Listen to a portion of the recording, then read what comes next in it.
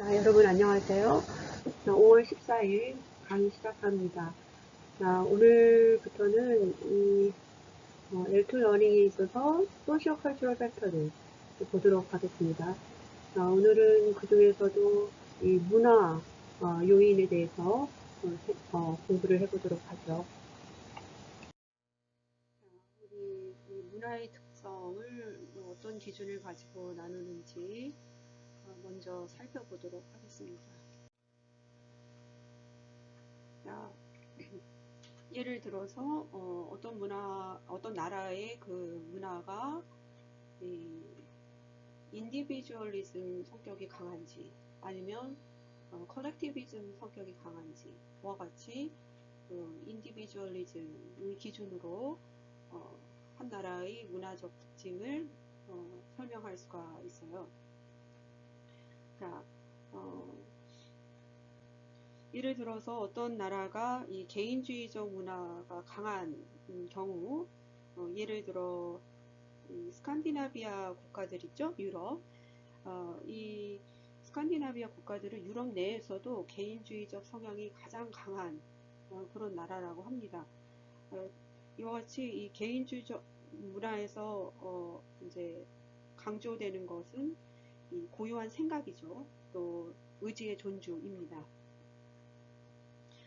즉 자신의 프라이빗 라이프가 타인이나 집단의 목표에 의해서 방해받는 것을 최소화하는 경향이 강하고, 또 자기의 일상의 어떤 선택을 할 때도 자기 개인의 의사표현으로 결정되는 그런 특징들이 바로 이 개인주의적 문화권의 특징이에요. 그리고 알려진 바로는 이 행복감이 높은 나라는 바로 이러한 이 개인주의적 문화에서 그런 고유한 생각이나 개인 의지의 존중이 높은 나라라고 알려져 있습니다. 자, 두 번째 또 이 cultural characteristics, 나라의 문화적 특징을 말할 때 쓰이는 기준은 power distance입니다. 자, 여러분 power distance라는 것은 슬라이드에서 볼 수 있듯이 less powerful persons in a society, 그 나라의 그 권력이 좀 적은 사람들이 그 권력의 불평등함을 얼마나 노멀하게 자연스럽게 받아들이는가가 파워 디스턴스입니다. 즉, 그 힘의 사회적 분배에 대한 그 문화 구성원들의 태도를 일컬어요. 그래서 이 권력 거리감이라고 하는데, 이 파워 디스턴스가 큰 문화가 있고 파워 디스턴스가 상대적으로 좀 작은 문화권이 있을 수 있는데요. 이 파워 디스턴스가 큰 문화권에서는 힘을 가진 사람과 힘을 가지지 않은 사람이 자신들이 가진 그 특권과 영향력이 매우 다르다라는 생각이 지배적입니다. 커요. 그래서 이러한 파워 디스턴스가 높을수록 국가 전반의 행복도는 낮다고 알려져 있어요. 즉 나는 파워가 이 정도밖에 되지 않고, 따라서 나는 이 정도로 있어야 해, 또는 나는 파워가 이렇게 많기 때문에 이 정도는 내가 할 수 있는 거 아니야? 이런 생각이 팽배해 있는 문화권이라면 파워 디스턴스가 높은 문화권이라는 얘기입니다. 자, 이 파워 디스턴스가 높은 문화권에서 나타나는 이제 사회 현상이 소위 말하는 갑질 현상입니다. 여러분 갑질 현상 많이 우리 접하게 되죠. 예를 들어서 회사의 상사가 직원에게 업무 관련 지시를 하는 것은 정당한 행위이지만, 만약에 그 상사가 자기의 집안 심부름까지 맡긴다라는 것은 사실 무분별한 권력 행사이죠. 이럴 때 상사는 일종의 가해자가 될 수 있는 가해자의 입장이 되는 건데, 이들이 과도한 특권 의식을 가지고 있어서 자신의 그 사회적 지위는 곧 힘이다. 소셜 스테이터스는 곧 파워이다. 이러한 의식을 부추기는 사회적 분위기가 있을 수 있고, 그런 분위기에서 자기 지위가 갖는 힘을 이제 과대평가 하게 되어서 이 나라 그 문화권의 특징은 한마디로 파워 디스턴스가 큰 나라이고, 그런 문화권일수록 이런 갑질 현상이 나타날 수 있다는 얘기입니다. 그러나 이 행복감의 정도를 본다면 이 파워 디스턴스가 이렇게 높은 나라보다는 낮은 나라가 그 국가의 행복도는 높겠죠. 자, 세 번째로 이 문화적 특징을 나타낼 때 uncertainty avoidance라는 그 개념어를 쓰기도 합니다. 자, 불확실성에 대한 불편함이라고 할 수 있겠어요. 자, 불확실성 회피라는 얘기죠. 자, uncertainty avoidance라는 것은 슬라이드에 적어놨듯이 the extent to which people within a culture are made nervous by situations they perceive as unstructured. 즉, 구조화되지 않는 것을 받아들여 하는 상황에서 그 문화권의 개인들이 느끼는 불안감의 정도입니다. 이러한 uncertainty avoidance가 큰 문화권일수록 행복감이 낮다고 해요. 불확실한 것이 없어야 그것이 그러한 것이 큰 문화, 불확실함에 대한 불편함이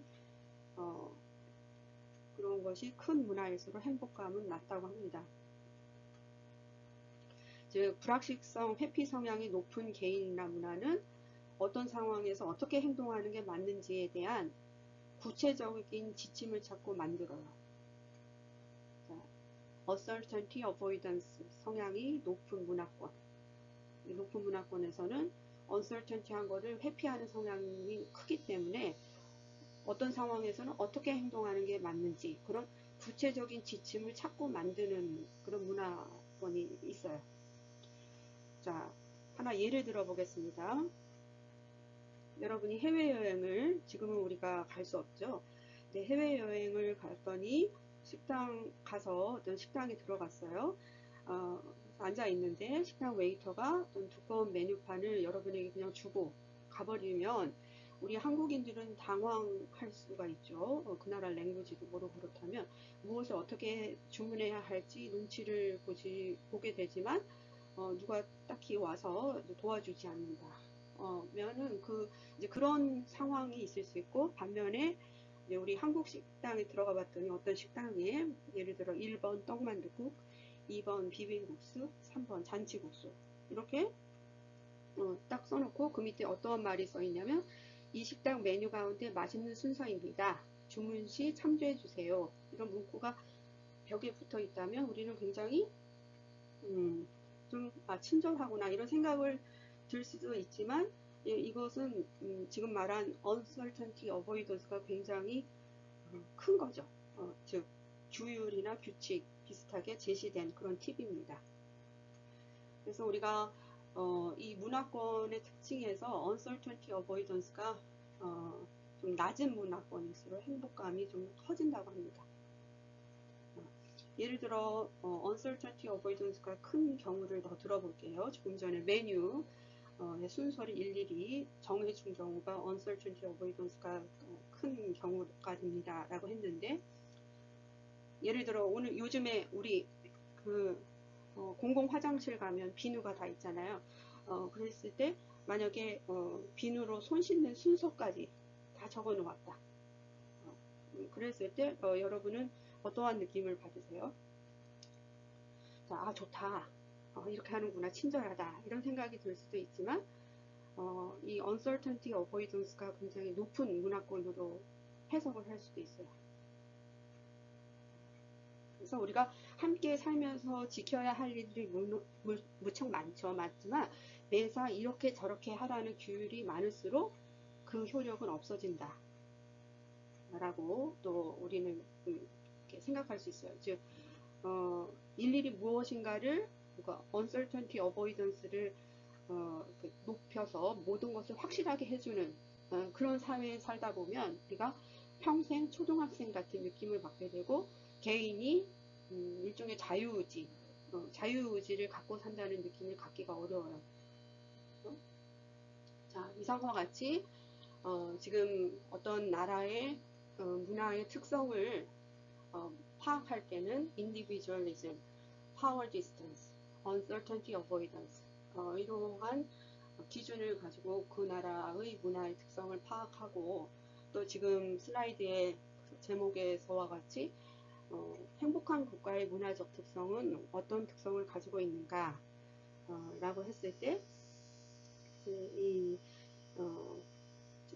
인디비주얼리즘, 즉 개인주의적인 문화권일수록 그리고 옆으로 놓은 사회인 거죠. 즉 수평적인 사회, 파워 디스턴스가 적은 그 갭이 적은 사회, 또 규율이 적은 그런 규율이 적은 사회일수록 행복감이 높다고 알려져 있습니다. 자, 여러분은 이제 한국에 대해서는 어떻게 생각하는지 모르겠어요. 우리 한국 같은 경우도 과거의 사회는 콜렉티비즘이 굉장히 심했죠. 그러나 요즘은 더 인디비주얼리즘이 강해진다고 아마 여러분도, 저는 저희 개인사를 통해서 그렇게 느낍니다만, 그리고 또 파워 디스턴스도 아까 파워 디스턴스의 큰 예로 그것을 파워 디스턴스를 그냥 그렇게 자연스럽게 느끼는 그런 갑질이 허용되는 문화권에서 많이 살았었죠. 그게 갑질인지도 모르고 살았던 시대가 있었지만 지금은 그게 많이 거기에 대한 문제 제기를 많이 하죠.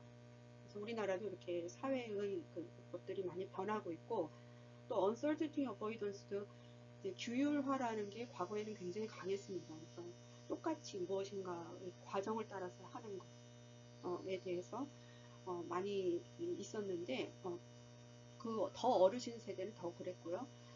그러나 만약에 여러분이 지금 예를 들었듯이 이러한 친절한 설명 1, 2, 3번이고 잔치국수보다는 떡만둣국이 훨씬 맛있으니 참고하세요 라는 그런 뭔가의 메뉴판에 어떤 뭔가를 팁을 본다면 여러분이 받아들이는 그 정도가 좀 다를 것 같아요. 이런 uncertainty를 avoid 하게끔 해줄 수 있는 이런 거를 좋아하는 사람이 있을 수도 있고 뭐 이런 것까지 굳이 내가 먹고 싶은 대로 그냥 시키지 뭐 이러한 느낌을 받는 여러분들 가운데도 있을 수 있어요. 지금 무슨 말이냐면 우리 한국도 전통 과거에는 약간 이분법적으로 콜렉티비즘이 강한 나라, 한국은 콜렉티비즘. 그래서 뭐 해외의 여러 학자들이 예를 들어 이제 논문을 내면 어떤 코멘트를 많이 하냐면 뭐 한국은 유교주의, 컨퓨셔니즘이 강하고 집단주의적 성격의 나라인데 이러한 이제 if 뭐뭐 한다면 이런 나라에 있다면 뭐 어떻게 이렇게 설명할 것인가 이런 식으로 집단주의적 체제로 아주 스테레오타입을 시켜서 우리나라를 보는 그런 경향들이 많고요. 여러분도 아마 살면서 한국에 대해서 이렇게 외국인들이 또는 다른 이제 컬처에 있는 사람들이 이렇게 느끼는구나를 알 수 있겠지만 우리 한국도 다이내믹 코리아라는 표현에 걸맞게 이 문화적인 이 cultural characteristics로 굉장히 역동적으로 변하는 그런 나라 중에 하나라고 볼 수 있고요. 여기서 던진 질문, happy countries의 그 문화적인 특성은 무엇인가에 대해서는 지금 제가 소개한 이 학자들의 이건 심리 학술지에 나온 내용들이에요. 그러니까 즉 이런 연구들을 종합 분석해서 내놓은 결론을 보면 이제 우리나라가 경제적으로 고속 성장을 했고 따라서 우리 한국 사회에서도 지금 요약을 하자면 많은 변화가 있었지만 그만큼 지금 결론을 내렸던 규율은 적고 파워 디스턴스가 적고 또 즉 uncertainty avoidance가 낮고 또 수평적인 사회 파워 디스턴스가 적은 사회일수록 행복감이 높은데 이런 부분에 있어서는 우리가 앞으로 추구해야 할 장기적인 숙제가 아직도 남아있구나라는 것을 알 수 있습니다. 자, 이것으로 좀 서론이 길었는데 이제 cultural 이 characteristics가 무엇인지, 무엇을 기준으로 나누는지를 이걸 좀 깊이 생각해야 culture와 이제 language learning 또 language teaching 이 같이 맞물려서 가게 되기 때문에 좀 긴 설명을 했습니다. 자, 그 다음 acculturation에 대해서 생각해 보겠습니다. 자, acculturation이라는 것은 second culture acquisition을 말합니다. 즉, 새로운 문화권에 자기 자신을 적응시키는 과정이라고 하죠. 그래서 acculturation이 굉장히 second language learning에 있어서도 중요합니다. 지금 무슨 말이냐면 두 번째 적어놨듯이 이 second language learning을 한다라는 것에는 단순히 스킬 러닝만을 의미하는 것은 아니고 the acquisition of a second identity, 제2의 정체성을 습득하고 and learning the culture of that community, 그 문화권의 그 지역사회의 문화도 배우고 and adapting to those values and behavioral patterns, 그들의 가치관 또 그들의 그 행동 양식까지 적응하는 것을 말하죠. 그래서 지금은 이 second language learning에 있어서 이 acculturation, second culture acquisition을 얼마나 잘 하느냐가 이 SLA에 있어서 굉장히 그 success를 가늠할 수 있다 라고 봅니다. 자, 제일 하단에 적어 놓은 것은 이 acculturation을 어떤 과정을 통해서 하는지 보여주고 있어요. 즉, 그 문화에 잘 적응해서 문화에 동화를 하기 위해서는 이제 몇 단계를 걸치게 됩니다. 첫 번째 단계는 excitement 되는 굉장히 euphoria 단계입니다. 굉장히 행복감을 느끼고 excited, 이 새로운 것에 대한 흥분을 느끼는 단계예요. 자, 조금 있다 보면 culture shock이 그 다음 단계로 옵니다. 즉, 이 culture shock이라는 것은 이 cultural difference, 자신의 문화와 목표 문화 간의 cultural difference, 그 문화 간 차이를 인식하게 되는 것이죠. 자, 따라서 느껴지는 감정은 feel of intrusion이에요. 즉, 뭔가 이렇게 침입받는 느낌을 갖게 되면서 문화 간 차이를 인식하는 그런 문화 충격 단계가 오고요. 자, 그 다음 단계는 cultural stress, 문화 압력을 받는 단계입니다. 두 번째에서 받았던 culture shock이 약간씩 회복이 되면서 맞게 되는 문화적 긴장 단계입니다. 그래서 이 culture stress 초기에는 이 아노미 현상이 오기도 합니다. 자, 마지막 단계는 acculturation, 문화 동화가 되어지는 단계이죠. 즉, 문화 충격에서 완전히 회복되어서 이제 목표 문화의 동화가 되는 거예요. 동화가 되고 제2의 자기 자신, 즉 second self를 new person으로서 갖게 되는 문화 동화의 단계를 갖게 되죠. 자, 이러한 이 acculturation의 단계들이 있어요.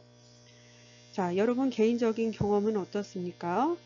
분명히 어떤 식으로든 이 culture shock을 한 번씩은 느끼기도 했을 거예요. 꼭 굳이 second language 어떤 L2 그 ESL 컨텍스트에 있지 않더라도 우리 한국에서 영어를 배우기 위해서 이제 외국인들과 접촉을 하면서도 여러분들이 이런 acculturation의 단계들을 느껴본 경험이 있으리라고 생각을 합니다.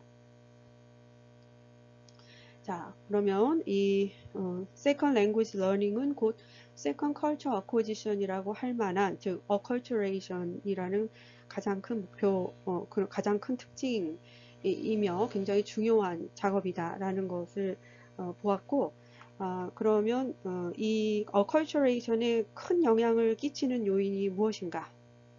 자, 그것은 social distance와 psychological distance인데요. 자, 이 내용에 대해서는 2교시에 진행하도록 하겠습니다.